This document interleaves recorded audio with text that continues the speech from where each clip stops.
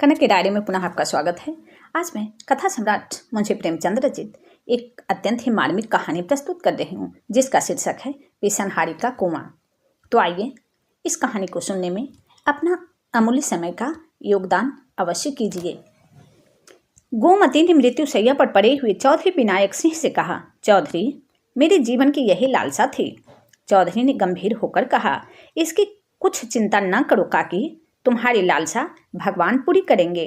मैं आज ही से मजदूरों को बुलाकर काम पर लगाए देता हूँ। दैव ने चाहा तुम अपने कुएं का पानी पियोगी। तुमने तो गिना होगा कितने रुपए हैं।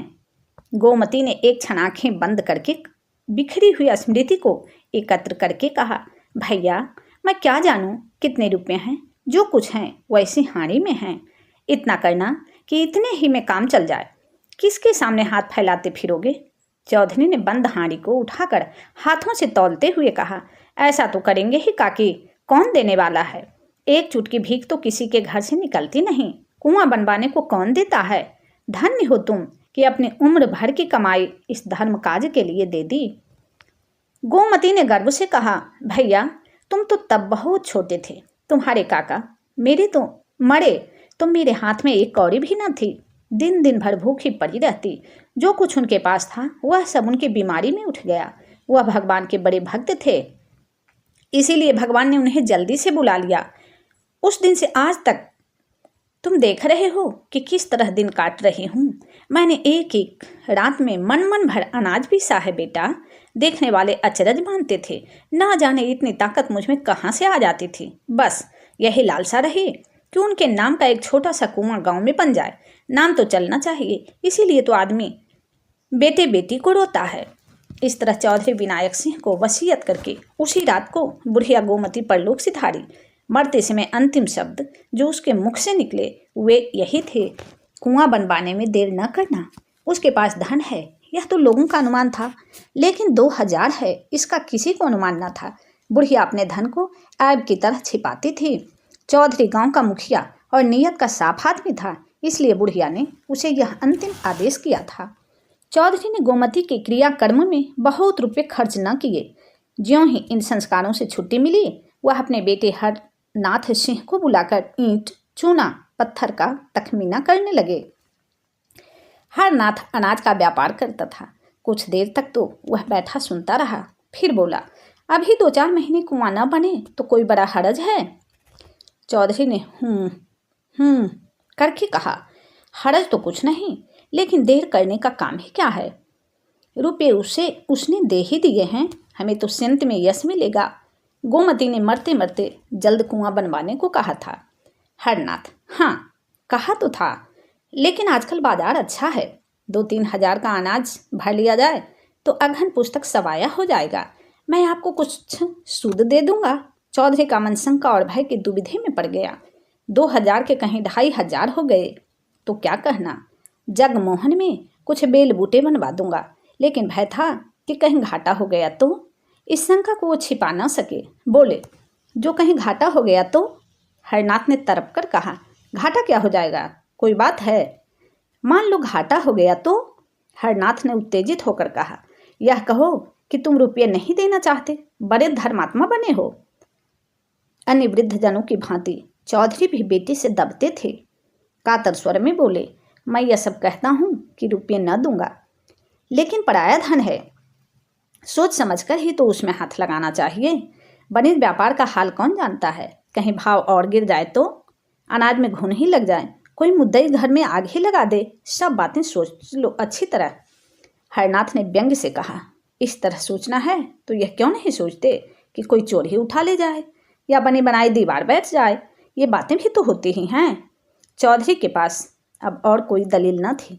कमजोर सिपाही ने ताल तो ठूंकी, अखाड़े में उतर पड़ा, पर तलवार की चमक देखते ही हाथ पांव खुल गए। बगल में झांक कर चौधरी ने कहा, तो कितना लोगे।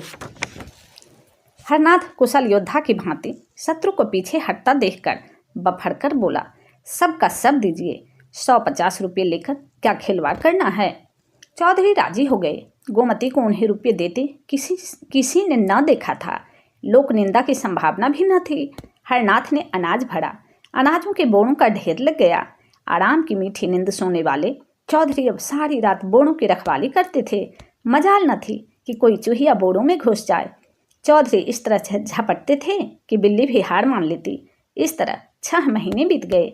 पौस में अनाज बिका, पूरे 500 रुपये का लाभ हुआ। हरनाथ ने कहा, इसमें से 50 रुपये आप ले लें। चौधरी ने झल्लाकर कहा, 50 रुपये क्या, खैरात ले लूँ? किसी महाजन से इतने रुपये लिए होते तो कम से कम 200 रुपये सूद के होते। मुझे तुम 2-4 रुपये कम दे दो, और क्या करोगे? हरनाथ ने ज़्यादा बात बढ़ाव न किया, 150 रुपये चौधरी को दे दिया। चौधरी की आत्मा इतनी प्रसन्न कभी न हुई थी। रात को वह अपनी कोठरी में सोने गया तो उसे ऐसा प्रतीत हुआ कि बुढ़िया गोमती बड़ी खड़ी मुस्करा रही है। चौधरी का कलेजा धक धक करने लगा। वह नींद में न था, कोई नशा न खाया था। गोमती सामने खड़ी मुस्करा रही थी। हाँ, उस मुरझाए हुए मुख पर एक विचित्र स्फूर्ति थी। कई साल बीत गए। चौधरी बराबर इसी फिक्र में रहते कि हरनाथ से रुपये निकाल लूं, लेकिन हरनाथ हमेशा ही हिले हवाले करते रहता था। वह साल में थोड़ा सा ब्याज दे देता, पर मूल के लिए 1000 बातें बनाता था। कभी लेने का रोना था, कभी चुकते का। हाँ, कारोबार बढ़ता जाता था। आखिर एक दिन चौधरी ने उससे साफ साफ कह दिया कि तुम्हारा काम चले या डूबे, मुझे परवाह नहीं। इस महीने में तुम्हें अवश्य रुपये चुकाने पड़ेंगे। हरनाथ ने बहुत उड़न घाइयाँ बताईं, पर चौधरी अपने इरादे पर जमे रहे। हरनाथ ने झुंझलाकर कहा, कहता हूँ कि 2 महीने और ठहरिए, माल बिकते ही मैं रुपये दे दूंगा। चौधरी ने दृढ़ता से कहा, तुम्हारा माल कभी न बिकेगा और न तुम्हारे 2 महीने कभी पूरे होंगे। मैं आज रुपये लूँगा। हरनाथ उसी वक्त क्रोध में भरा हुआ उठा और 2000 रुपये लाकर चौधरी के सामने जोर से पटक दिए। चौधरी ने कुछ झेंप कर कहा, रुपये तो तुम्हारे पास थे और क्या बातों से रोजगार होता है? तो मुझे इस समय 500 रुपये दे दो, बाकी 2 महीने में देना, सब आज ही तो खर्च ना हो जाएंगे। हरनाथ ने ताव दिखाकर कहा, आप चाहे खर्च कीजिए चाहे जमा कीजिए, मुझे रुपयों का काम नहीं। दुनिया में क्या महाजन मर गए हैं जो आपके धौंस हों? चौधरी ने रुपये उठाकर एक ताक पर रख दिए। कुएं की दाग बेल डालने का सारा उत्साह ठंडा पड़ गया। हरनाथ ने रुपये लौटा तो दिए थे, पर मन में कुछ और मंसूबा बांध रखा था। आधी रात को जब घर में सन्नाटा छा गया तो हरनाथ चौधरी के कोठरी की चूल खिसकाकर अंदर घुसा। चौधरी बेखबर सोए थे। हरनाथ ने चाहा कि दोनों थैलियां उठाकर बाहर निकल आऊं, लेकिन ज्यों ही हाथ बढ़ाया उसे अपने सामने गोमती खड़ी दिखाई दी। वह दोनों थैलियों को दोनों हाथों से पकड़े हुई थी। हरनाथ भयभीत होकर पीछे हट गया। फिर यह सोचकर कि शायद मुझे धोखा हो रहा हो, उसने फिर हाथ बढ़ाया, पर अब की वह मूर्ति इतनी भयंकर हो गई कि हरनाथ एक क्षण भी वहां खड़ा न रह सका। भागा, पर बरामदे ही में अचेत होकर गिर पड़ा। हरनाथ ने चारों तरफ से अपने रुपये वसूल करके व्यापारियों को देने के लिए जमा कर रखे थे। चौधरी ने आंखें दिखाईं तो वही रुपये लाकर पटक दिया। दिल में उसी वक्त सोच लिया था कि रात को रुपये उड़ा लाऊंगा, झूठ मूठ चोर का गुल मचा दूंगा तो मेरी ओर संदेह भी ना होगा। पर जब यह पेशबंदी ठीक न उतरी तो उस पर व्यापारियों के तगादे होने लगे। वादों पर लोगों को कहाँ तक टालता, जितने बहाने हो सकते थे सब किए। आखिर वह नौबत आ गई कि लोग नालिश करने की धमकियां देने लगे। एक ने तो 300 रुपये की नालिश कर भी दी। बेचारे चौधरी बड़ी मुश्किल में फंसे। दुकान पर हरनाथ बैठता था। चौधरी का उससे कोई वास्ता न था, पर उसकी जो साख थी वह चौधरी के कारण। लोग चौधरी को खरा और लेन देन का साफ आदमी समझते थे। अब भी यद्यपि कोई उनसे तकाजा न करता था, पर वह सबसे मुंह छिपाते फिरते थे। लेकिन उन्होंने यह निश्चय कर लिया था कि कुएं के रुपये न छूऊंगा चाहे कुछ आ पड़े। रात को एक व्यापारी के मुसलमान चपरासी ने चौधरी के द्वार पर आकर हजारों गालियां सुनाई। चौधरी को बार बार क्रोध आता था कि चलकर मूछें उखाड़ लूं, पर मन को समझाया, हमसे मतलब ही क्या है, बेटे का कर्ज चुकाना बाप का धर्म नहीं है। जब भोजन करने गए तो पत्नी ने कहा, यह सब क्या उपद्रव मचा रखा है? चौधरी ने कठोर स्वर में कहा, मैंने मचा रखा है। और किसने मचा रखा है? बच्चा कसम खाते हैं कि मेरे पास केवल थोड़ा सा माल है, रुपये तो सब तुमने मांग लिए। चौधरी, मांग ना लेता तो क्या करता? हलवाई की दुकान पर दादा का फातेहा पढ़ना मुझे पसंद नहीं। स्त्री, यह नाक कटाई अच्छी लगती है? चौधरी, तो मेरा क्या बस है भाई, कभी कुआं बनेगा कि नहीं? 5 साल हो गए। स्त्री, इस वक्त उसने कुछ नहीं खाया। पहली जून भी मुंह जुठा करके उठ गया था। चौधरी, तुमने समझाकर खिलाया नहीं? दाना पानी छोड़ देने से तो रुपये न मिलेंगे। स्त्री, तुम क्यों नहीं जाकर समझा देते? चौधरी, मुझे तो इस वक्त बैरी समझ रहा होगा। स्त्री, मैं रुपये ले जाकर बच्चा को दिए आती हूँ, हाथ में जब रुपये आ जाएं तो कुआं बनवा देना। चौधरी, नहीं नहीं, ऐसा गजब न करना, मैं इतना बड़ा विश्वासघात न करूँगा, चाहे घर मिट्टी ही में मिल जाए। लेकिन स्त्री ने इन बातों की ओर ध्यान न दिया। वह लपक कर भीतर गई और थैलियों पर हाथ डालना चाहती थी कि एक चीख मारकर हट गई। उसकी सारी देह सितार के तार की भांति कांपने लगी। चौधरी ने घबराकर पूछा, क्या हुआ? क्या तुम्हें चक्कर तो नहीं आ गया? स्त्री ने ताक की ओर भयातुर नेत्रों से देखकर कहा, चुड़ैल वहां खड़ी है। चौधरी ने ताक की ओर देखकर कहा, कौन चुड़ैल? मुझे तो कोई नहीं दिखता। स्त्री, मेरा तो कलेजा धक धक कट रहा है। ऐसा मालूम हुआ जैसे उस बुढ़िया ने मेरा हाथ पकड़ लिया है। चौधरी, यह सब भ्रम है। बुढ़िया को मरे 5 साल हो गए, अब तक वो यहाँ बैठी है। स्त्री, मैंने साफ देखा, वही थी। बच्चा भी कहते थे कि उन्होंने रात को थैलियों पर हाथ रखे देखा था। चौधरी, वह रात को मेरी कोठरी में कब आया? स्त्री, तुमसे कुछ रुपयों के विषय ही में कहने आया था, उसे देखते ही भागा। चौधरी, अच्छा, फिर तो अंदर जाओ, मैं देख रहा हूँ। स्त्री ने कान पर हाथ रखकर कहा, ना बाबा, अब मैं उस कमरे में कदम न रखूंगी। चौधरी, अच्छा, मैं जाकर देखता हूँ। चौधरी ने कोठरी में जाकर दोनों थैलियाँ ताक पर से उठा लीं। किसी प्रकार की शंका न हुई। गोमती की छाया का कहीं नाम भी न था। स्त्री द्वार पर खड़े झांक रही थी। चौधरी ने आकर गर्व से कहा, मुझे तो कहीं कुछ न दिखाई दिया। वहाँ से होती तो कहाँ चली जाती? स्त्री, क्या जाने, तुम्हें क्यों नहीं दिखाई दी? तुमसे उसे स्नेह था, इसी से हट गई होगी। चौधरी, तुम्हें भ्रम था और कुछ नहीं। स्त्री, बच्चा को बुलाकर पुछाए देती हूँ। चौधरी, खड़ा तो हूँ, आकर देख क्यों नहीं लेती? स्त्री को कुछ आश्वासन हुआ। उसने ताक के पास जाकर डरते डरते हाथ बढ़ाया, जोर से चिल्लाकर भागी और आंगन में आकर दम लिया। चौधरी भी उसके साथ आंगन में आ गया और विस्मय से बोला, क्या था? क्या व्यर्थ में भागे चले आए? मुझे तो कुछ न दिखाई दिया। स्त्री ने हाँफते हुए तिरस्कारपूर्ण स्वर में कहा, चलो हटो, अब तक तो तुमने मेरी जान ही ले ली थी। न जाने तुम्हारी आंखों को क्या हो गया, खड़ी तो है वह डायन। इतने में हरनाथ भी वहां आ गया। माता को आंगन में खड़े देखकर बोला, क्या है अम्मा, कैसा जी है? स्त्री, वह चुड़ैल आज 2 बार दिखाई दी बेटा। मैंने कहा, लाओ तुम्हें रुपये दे दूं, फिर जब हाथ में आ जाएंगे तो कुआं बनवा दिया जाएगा। लेकिन ज्यों ही थैलियों पर हाथ रखा, उस चुड़ैल ने मेरा हाथ पकड़ लिया, प्राण से निकल गए। हरनाथ ने कहा, किसी अच्छे ओझा को बुलाना चाहिए जो इसे मार भगाए। चौधरी, क्या रात को तुम्हें भी दिखाई दी थी? हरनाथ, हाँ, मैं तुम्हारे पास एक मामले में सलाह करने आया था। जो ही अंदर कदम रखा, वह चुड़ैल ताक के पास खड़ी दिखाई दी। मैं बदहवास होकर भागा। चौधरी, अच्छा, फिर तो जाओ। स्त्री, कौन? अब तो मैं न जाने दूं, चाहे कोई लाख रुपये ही क्यों न दे। हरनाथ, मैं आप न जाऊंगा। चौधरी, मगर मुझे कोई दिखाई नहीं देता, यह बात क्या है? हरनाथ, क्या जाने, आपसे डरती होगी, आज किसी ओझा को बुलाना चाहिए। चौधरी, कुछ समझ में नहीं आता, क्या माजरा है, क्या हुआ? बैजू पांडे की डिग्री का? हरनाथ इन दिनों चौधरी से इतना जलता था कि अपनी दुकान के विषय की कोई बात उनसे न कहता था। आंगन की तरफ ताकता हुआ मानो हवा से बोला, जो होना होगा वह होगा। मेरी जान के सिवा और कोई क्या ले लेगा? जो खा गया हूँ वह तो उगल नहीं सकता। चौधरी, कहीं उसने डिग्री जारी कर दी तो? हरनाथ, तो क्या, दुकान में 400-500 का माल है, वह नीलाम हो जाएगा। चौधरी, कारोबार तो सब चौपट हो जाएगा। हरनाथ, अब कारोबार के नाम को कहाँ तक रोऊं? अगर पहले से मालूम होता कि कुआं बनवाने की इतनी जल्दी है तो यह काम छेड़ता ही क्यों? रोटी दाल तो पहले भी मिल जाती थी। बहुत होगा तो 4 महीने हवालात में रहना पड़ेगा, इसके सिवा और क्या हो सकता है? माता ने कहा, जो तुम्हें हवालात में ले जाए उसका मुंह झूलस दूं।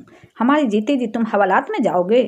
हरनाथ ने दार्शनिक बनकर कहा, माँ बाप जन्म के साथ ही होते हैं, किसी के कर्म के साथ ही नहीं होते। चौधरी को पुत्र से प्रगाढ़ प्रेम था। उन्हें शंका हो गई थी कि हरनाथ रुपये हजम करने के लिए टाल मटोल कर रहा है, इसलिए उन्होंने आग्रह करके रुपये वसूल कर लिए थे। अब उन्हें अनुभव हुआ कि हरनाथ के प्राण सचमुच संकट में है। सोचा, अगर लड़की को हवालात हो गई या दुकान पर कुर्की आ गई तो कुल मर्यादा धूल में मिल जाएगी। क्या हर्ज है अगर गोमती के रुपये दे दूं? आखिर दुकान चलती ही है, कभी न कभी तो रुपये हाथ में आ ही जाएंगे। एकाएक किसी ने बाहर से पुकारा, हरनाथ सिंह। हरनाथ के मुख पर हवाइयाँ उड़ने लगी। चौधरी ने पूछा, कौन है? कुर्क अमीन। क्या दुकान कुर्क कराने आया है? हाँ, मालूम तो होता है। कितने रुपयों की डिग्री है? 1200 रुपये की। कुर्क अमीन कुछ लेने देने से न टलेगा। टल तो जाता, पर महाजन भी तो उसके साथ होगा। उसे जो कुछ लेना है उधार से ले चुका होगा। न हो 1200 रुपये गोमती के रुपयों में से दे दो। उसके रुपये कौन छुएगा? न जाने घर पर क्या आफत आए। उसके रुपये कोई हजम थोड़ी ही किए लेता है। चलो मैं दे दूँ।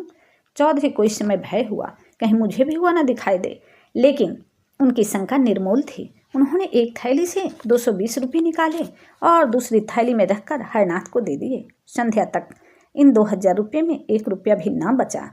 12 साल गुजर गए। न चौधरी अभी संसार में है, न हरनाथ। चौधरी जब तक जिए उन्हें कुएं की चिंता बनी रही। यहाँ तक कि मरते दम भी उनकी जबान पर कुएं की रट लगी हुई थी, लेकिन दुकान में सदैव रुपयों का तोड़ा रहा। चौधरी के मरते ही सारा कारोबार चौपट हो गया। हरनाथ ने आने रुपये लाभ से संतुष्ट न होकर दूने तिगुने लाभ पर हाथ मारा, जुआ खेलना शुरू किया। साल भी न गुजरने पाया था कि दुकान बंद हो गई। गहने पाती, बर्तन भांडे सब मिट्टी में मिल गए। चौधरी की मृत्यु के ठीक साल भर बाद हरनाथ ने भी इस हानि लाभ के संसार से पयान किया। माता के जीवन का अब कोई सहारा न रहा। बीमार पड़ी, पर दवा दर्पण न हो सकी। 3-4 महीने तक नाना प्रकार के कष्ट झेलकर वह भी चल बसी। अब केवल बहू थी, और वह भी गर्भिणी। उस बेचारी के लिए अब कोई आधार न था। इस दशा में मजदूरी भी न कर सकती थी।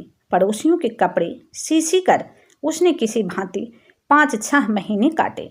तेरे लड़का होगा, सारे लक्षण बालक के से थे। यही एक जीवन का आधार था। जब कन्या हुई तो यह आधार भी जाता रहा।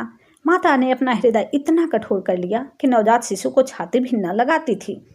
पड़ोसियों की बहुत समझाने बुझाने पर छाती से लगाया, पर उसकी छाती में दूध की एक बूंद भी न थी। उस समय अभागिनी माता के हृदय में करुणा, वात्सल्य और मोह का एक भूकंप सा आ गया। अगर किसी उपाय में से उसके स्तन की अंतिम बूंद दूध बन जाती तो वह अपने को धन्य मानती। बालिका की वह भोली, दीन, याचनामय सदृश्य छवि देखकर उसका मातृ हृदय मानो सहस्त्र नेत्रों से रुदन करने लगा था। उसके हृदय की सारी शुभेच्छाएं, सारा आशीर्वाद, सारी विभूति, सारा अनुराग मानो उसकी आंखों से निकालकर उस बालिका को उसी भांति रंजित कर देता था जैसे इंदु का शीतल प्रकाश पुष्प को रंजित कर देता है। पर उस बालिका के भाग्य में मातृ प्रेम के सुख न बदे थे। माता ने कुछ अपना रक्त, कुछ ऊपर का दूध पिलाकर उसे जिलाया, पर उसकी दशा दिनों दिन जीर्ण होती जाती थी। एक दिन लोगों ने जाकर देखा तो वह भूमि पर पड़ी हुई थी और बालिका उसकी छाती से चिपटी उसके स्तनों को चूस रही थी। शोक और दरिद्रता से आहत शरीर में रक्त कहाँ जिससे दूध बनता। वही बालिका पड़ोसियों की दया भिक्षा से पल पल कर एक दिन घास खोदती हुई उस स्थान पर जा पहुंची जहां बुढ़िया गोमती का घर था। छप्पर कब के पंचभूतों में मिल चुके थे। केवल जहां तहां दीवारों के चिन्ह बाकी थे। कहीं कहीं आधी आधी दीवारें खड़ी थीं। बालिका ने न जाने क्या सोचकर खुरपी से गड्ढा खोदना शुरू किया। दोपहर से सांझ तक वह गड्ढा खोदती रही। न खाने की सूध थी, न पीने की, न कोई शंका थी, न भय। अंधेरा हो गया, पर वह ज्यों की त्यों बैठे गड्ढा खोद रही थी। उस समय किसान लोग भूल कर भी उधर से न निकलते थे, पर बालिका निशंक बैठे भूमि से मिट्टी निकाल रही थी। जब अंधेरा हो गया तो वह चली गई। दूसरे दिन वह बड़े सवेरे उठी और इतनी घास खोदी जितनी वह कभी दिन भर में न खोदती थी। दोपहर के बाद वह अपनी खांची और खुरपी लिए फिर उसी स्थान पर पहुंची, पर वह आज अकेली न थी। उसके साथ 2 बालक और भी थे। तीनों वहाँ सांझ तक कुआं खोदते रहे। बालिका गड्ढे के अंदर खोदती थी और दोनों बालक मिट्टी निकाल निकाल कर फेंकते थे। तीसरे दिन 2 लड़के और भी उस खेल में मिल गए। शाम तक खेल होता रहा। आज गड्ढा 2 हाथ गहरा हो गया था। गांव के बालक बालिकाओं में इस विलक्षण खेल ने अभूतपूर्व उत्साह भर दिया था। चौथे दिन और कई बालक आ मिले। सलाह हुई कौन अंदर जाए, कौन मिट्टी उठाए, कौन झौवा खींचे। गड्ढा अब 4 हाथ गहरा हो गया था, पर अभी तक बालकों के सिवा और किसी को उसकी खबर न थी। एक दिन रात को एक किसान अपनी खोई हुई भैंस ढूंढता हुआ उस खंडहर में जा निकला। अंदर मिट्टी का ऊंचा ढेर, एक बड़ा सा गड्ढा और एक टिमटिमाता हुआ दीपक देखा तो डरकर भागा। और उन्हें भी आकर देखा। कई आदमी थे, कोई शंका न थी। समीप जाकर देखा तो बालिका बैठी थी। एक आदमी ने पूछा, अरे क्या तूने यह गड्ढा खोदा है? बालिका ने कहा, हाँ। गड्ढा खोदकर क्या करेगी? यहाँ कुआं बनाऊंगी। कुआं कैसे बनाएगी? जैसे इतना खोदा है वैसे ही इतना और खोद लूंगी। गांव के सब लड़के खेलने आते हैं। मालूम होता है तू अपनी जान देगी और अपने साथ और लड़कों को भी मारेगी। खबरदार, जो कल से गड्ढा खोदा। दूसरे दिन और लड़के न आए। बालिका भी दिन भर मजूरी करती रही, लेकिन संध्या समय वहाँ फिर दीपक जला और फिर वह खुरपी हाथ में लिए वहाँ बैठी दिखाई दी। गांव वालों ने उसे मारा, पीटा, कोठरी में बंद किया, पर वह अवकाश पाते ही वहाँ जा पहुँचती। गांव के लोग प्रायः श्रद्धालु होते ही हैं। बालिका के इस अलौकिक अनुराग ने आखिर उनमें भी अनुराग उत्पन्न किया। कुआं खुदने लगा। इधर कुआं खुद रहा था, उधर बालिका मिट्टी से ईंटें बनाती थीं। इस खेल में सारे गांव के लड़के शरीक होते थे। उजाली रातों में जब सब लोग सो जाते तभी वह ईंटें थापती दिखाई देती। न जाने इतनी लगन उसमें कहाँ से आ गई थी। 7 वर्ष की उम्र कोई उम्र होती है, लेकिन 7 वर्ष की वह लड़की बुद्धि और बातचीत में अपनी तिगुनी उम्र वालों के कान काटती थी। आखिर एक दिन वह भी आया कि कुआं बंध गया और उसकी पक्की जगत तैयार हो गई। उस दिन बालिका उसी जगत पर सोई। आज उसके हर्ष की सीमा न थी। गाती थी, चहकती थी। प्रातःकाल उस जगत पर केवल उसकी लाश मिली। उस दिन से लोगों ने कहना शुरू किया, यह वही बुढ़िया गोमती थी। इस कुएं का नाम पिसनहारी का कुआं पड़ा। धन्यवाद। तो अभी आप कथा सम्राट मुंशी प्रेमचंद रचित कहानी सुन रहे थे, पिसनहारी का कुआं।